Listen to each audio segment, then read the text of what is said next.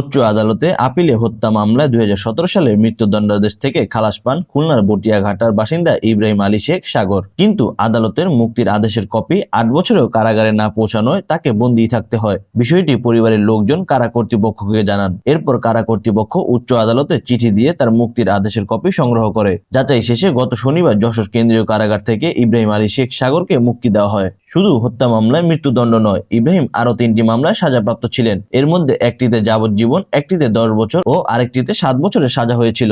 এর আগে যাবজ্জীবন সাজার মামলায় তিনি খালাস পান।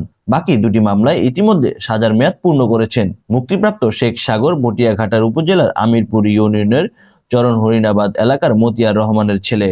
2003 সালে একটি হত্যা মামলায় নিম্ন আদালত সাগরকে দোষী সাব্যস্ত করে মৃত্যুদণ্ডাদেশ দেয়। পরে মামলাটি উচ্চ আদালতে গেলে 2017 সালে খালাস পান তিনি। কিন্তু কারাগারে তার মুক্তির আদেশ 8 বছরেও পৌঁছায়নি। কারাগারে রিলিজ অর্ডার মুক্তির আদেশ না আসায় তিনি বন্দী ছিলেন।